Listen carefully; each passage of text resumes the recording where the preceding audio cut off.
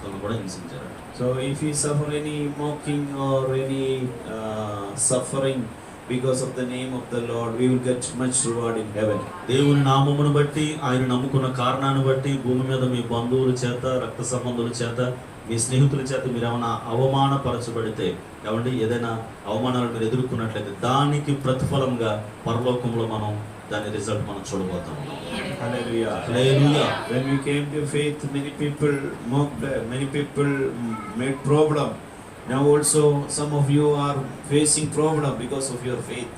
చూడండి, మనం కలిగి ఉన్న విశ్వాసమును బట్టి, విశ్వాసంలో అడుగు పెడుతున్నటువంటి తొలిటి దినాల్లో మనం బాప్తిసం పొందకుండా దేవుని మందిరానికి వెళ్ళకుండా ఎంతో మంది ఆటంకపరుస్తూ ఉంటారు. అలాంటి ఆటంకాలు ప్రస్తుత దినాల్లో కూడా మనం ఎదురు చూస్తూ ఉంటాం.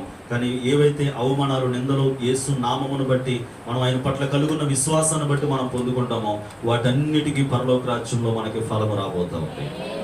So do not throw away your faith. Be strong in your faith. కాబట్టి మీరు కలుగున్నటువంటి విశ్వాసాన్ని అణిచివేసుకోకండి, దాన్ని విడిచిపెట్టకండి, విశ్వాసం నుండి తొలగిపోకండి. దృఢమైన విశ్వాసాన్ని కలిగి ఉండండి, విశ్వాసంలో వృద్ధి చెందడానికి ప్రయత్నించండి. Hallelujah. Hallelujah. Chapter 6, Matthew chapter 6 verse 1 and 2. మత్తయి సువార్త 6వ అధ్యాయం మొదటి 2 వచనాలు చూద్దాం. కనబడవలెనని వారి ఎదుట మీ నీతి క్రియలు చేయకుండా జాగ్రత్త పడుడి. లేని ఎడల పరలోకమందున మీ తండ్రి యొద్ద మీరు ఫలం పొందరు. కావున నీవు ధర్మం చేయనప్పుడు మనుషుల వల్ల ఘనత నొందవలెనని వేషధారి సమాజ మందిరములలోను వీధులలోను చేయులాగున నీ ముందర బోర ఊదింపవద్దు. వారు తమ ఫలం పొంది ఉన్నారని నిశ్చయంగా మీతో చెప్పుచున్నాను. So if you give money or amount something for the Lord, for that also you will get reward.